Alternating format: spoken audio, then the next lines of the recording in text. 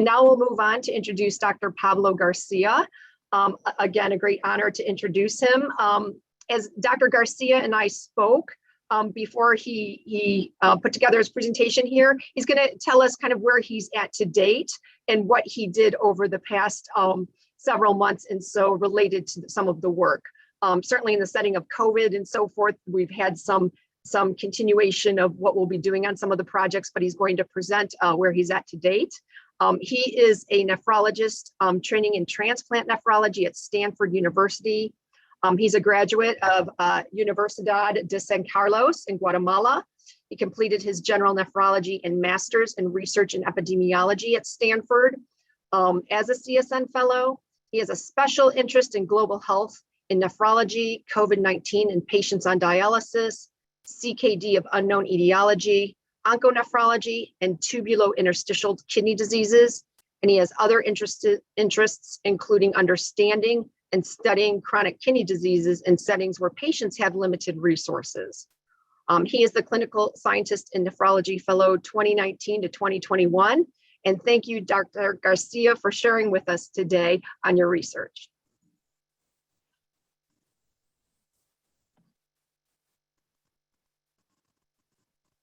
Thank you so much for allowing me to present my research here in this meeting. It is an honor, and thank you so much, Dr. Wright, for this very nice introduction. So the title of my presentation and my research project is Exploring the Epidemiology and Etiology of Primary Tubulointerstitial Kidney Disease. We can move to the next slide. So to give you a little bit of context, I'm originally from Guatemala in Central America. There is an ongoing epidemic of chronic kidney disease, and there is a particular kidney disease that is affecting mainly men, a younger population who are farmers, particularly sugar cane workers. And when I was a medical student back in Guatemala, I had the experience. I was involved in some projects trying to understand this disease. And since then, I have been very interested in nephrology and also interested in this specific topic in chronic kidney disease of unknown etiology, or CKDu.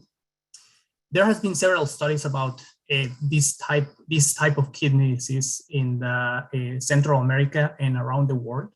We still don't understand what is the main cause. There are several hypotheses. This can be caused by environmental, genetic, pesticides, or other factors. They're still unclear, and there are a lot of ongoing efforts to understand this entity. The main pathological feature, meaning that when these patients with kidney disease get a kidney biopsy, the main pathological feature is an inflammatory process in the kidneys, or a tubulointerstitial nephritis, which is the medical term for this.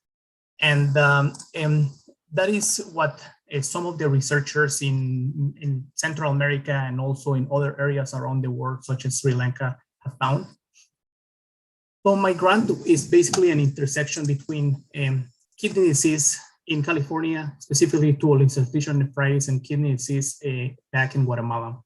So we are, initially we had the plan to look at all the patients with kidney failure or damage and who had a biopsy done in Northern California, and the pathology was sent for analysis to our pathology department at Stanford.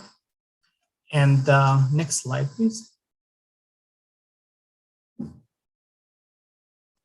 So we had a total, in our initial work, we found that 205 patients had a kidney disease and the diagnosis of tubulointerstitial nephritis, or this inflammatory process, for those who are not very familiar with the medical terms.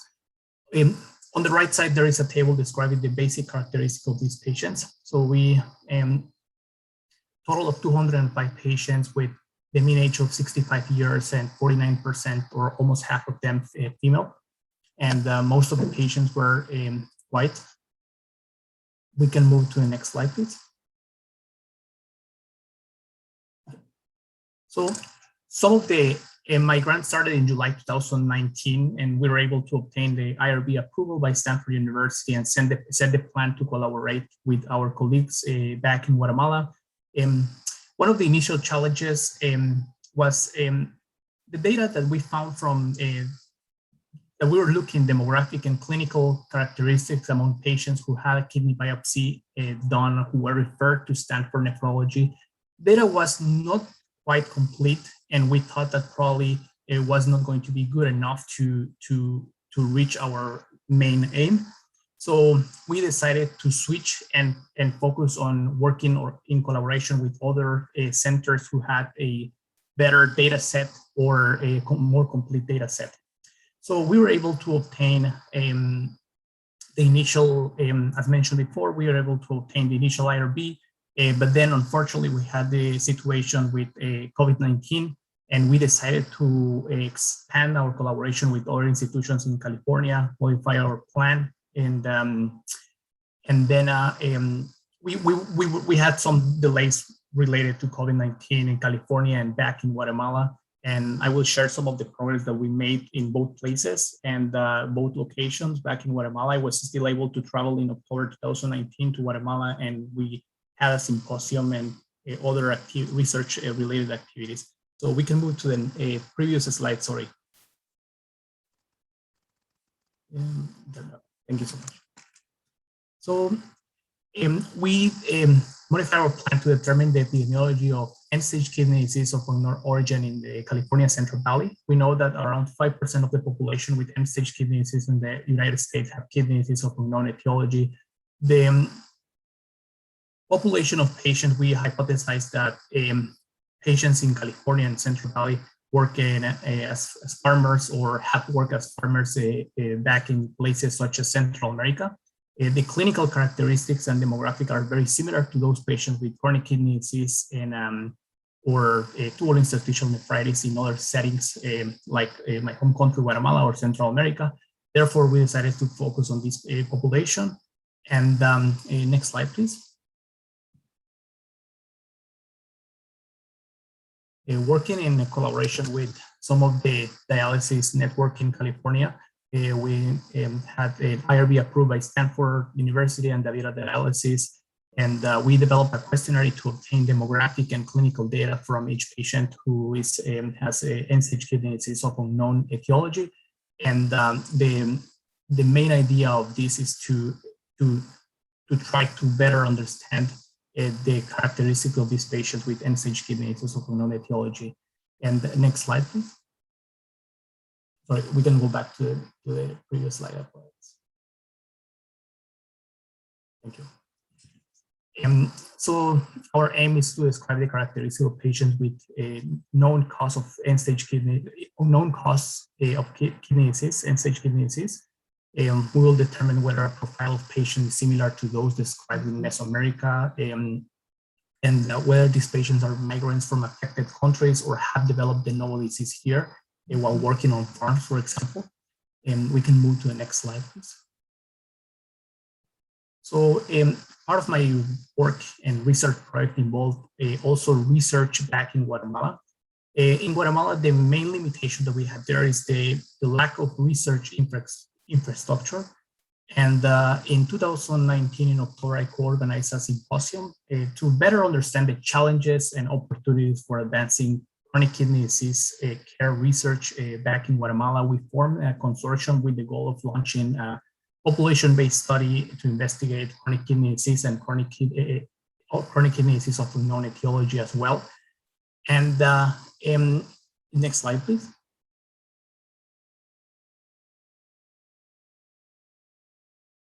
So we understood that in order to better understand this disease and being able to help our patients, we need to be able to perform biopsies when needed. So in collaboration with ISN, my mentor Shuchi Anand was part of this webinar, and we developed a webinar. It was an educational webinar. It was targeted towards healthcare workers, nephrologists, and how to implement a biopsy program in low and middle income countries. We had speakers with experiences in different areas around the world, such as Vicente Sanchez Polo, who is one of the nephrologists back in Guatemala, and Marlon McKnight, who is a nephrologist in Canada, but she had some experience in Rwanda. And my mentor, Shuchi Anand, who is a nephrologist who has been working mainly in Sri Lanka. So the idea of this is to share some of the things that we have learned while we work in settings such as Stanford, for example, and try to share how do we do the kidney biopsies here and what can we do to implement these programs in places like Guatemala, my home country, for example. And it was a successful webinar and still online, available at demand, and people can access this. And part of this, we also recorded some videos and that we created along with one of the, at that time, she was a nephrology fellow, Suman Behera, and in Queen's University in Canada. And we can move to the next slide, please. So part of the effort back in Guatemala when we had this symposium in 2019, this culminated in us forming a consortium. And then we applied for an NIH grant to better understand chronic kidney disease worldwide.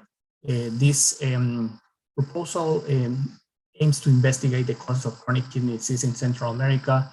As a group, it was a large group compound of investigators in Guatemala and also investigators in other places in Costa Rica and Nicaragua. And we were awarded this grant. We are going to collaborate with researchers in multiple study sites around the world. And as a co-investigator, I will continue working on this project in the next 4 years.